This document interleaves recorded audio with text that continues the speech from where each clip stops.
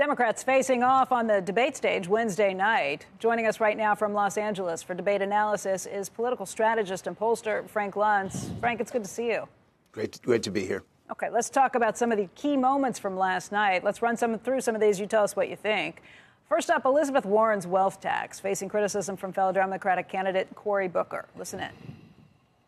We want to build an America that works for the people, not one that just works for rich folks. You know, I have proposed a 2-cent wealth tax. That is a tax for everybody who has more than $50 billion in assets. So when you make it big, when you make it really big, when you make it top 0.1% big, pitch in 2 cents so everybody else gets a chance to make it. Senator Booker, do you agree with that strategy? I don't agree with the wealth tax, the way that Elizabeth Warren puts it. But I agree that we need to raise the estate tax. We need to tax capital gains as ordinary income, real strategies will increase revenue. But here's the challenge. We as Democrats need to fight for a just taxation system. But as I travel around the country, we Democrats also have to talk about how to grow wealth as well. So, Frank, what do you think? There's Elizabeth Warren's position that we know well. Cory Booker stepping to the right of that. Who wins? Well, we are just 100 days away, less than 100 days from the first vote in Iowa. And it's interesting that this is the first time that someone on the debate stage actually challenged Senator Warren directly. That there's a battle within the Democratic Party. This exchange illustrates that about 60% want to be confiscatory. They want to raise taxes as high as they possibly can. They blame it on the millionaires and billionaires. They blame corporate America. And Cory Booker spoke for the 40% of the Democrats who believe that we can't be as anti-corporate, that you can't basically create a tax system that punishes success.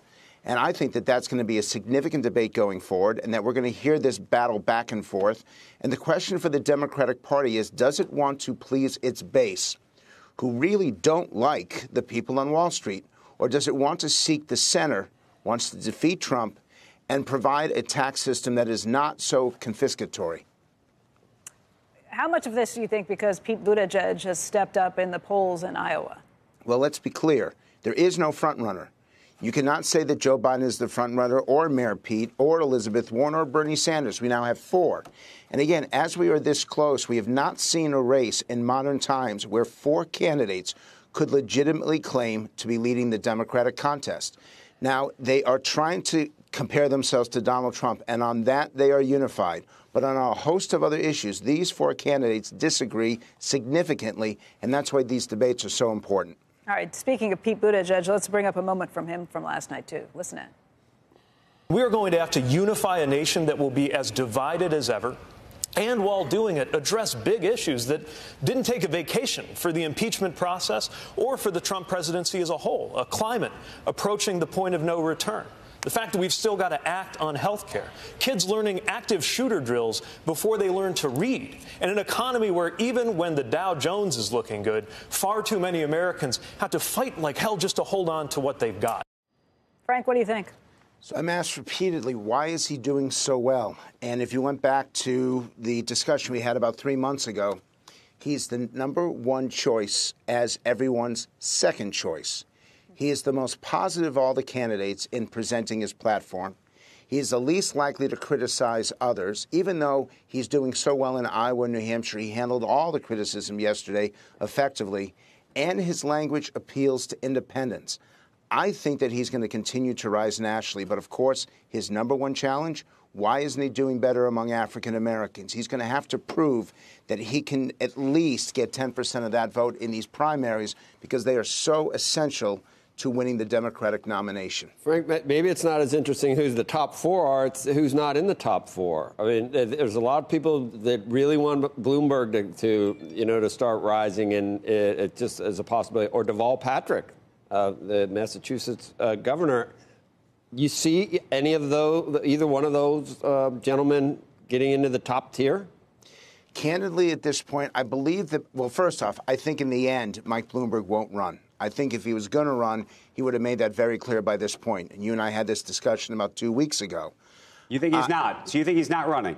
In the end, I think he will decide not to do it because the polling in these Democratic states are not good for him.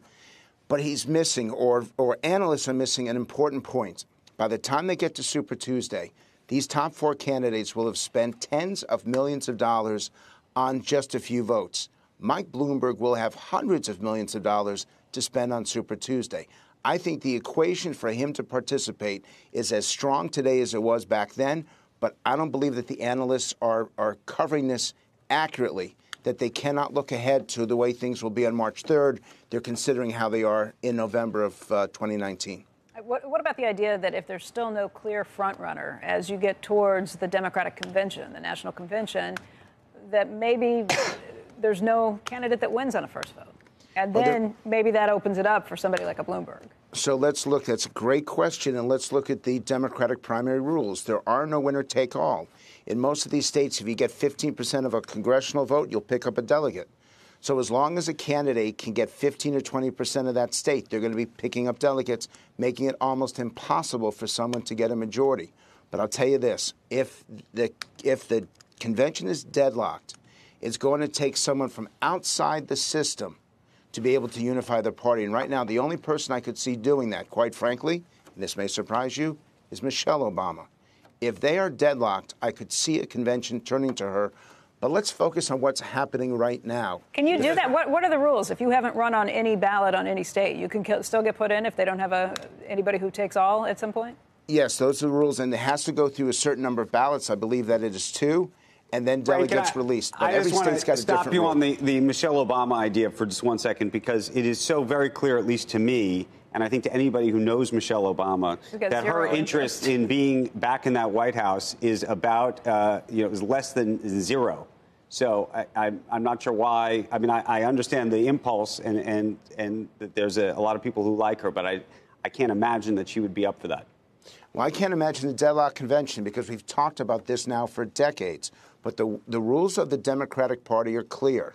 The delegates are opened up in later ballots. And if there are too many votes spread across too many candidates, and we now have 4 candidates that are raising millions and millions of dollars every single week, and they will continue to do so, with 4 candidates or even 3 that are competitive and have the financial backing to run, then it is very difficult to put together a majority for anyone.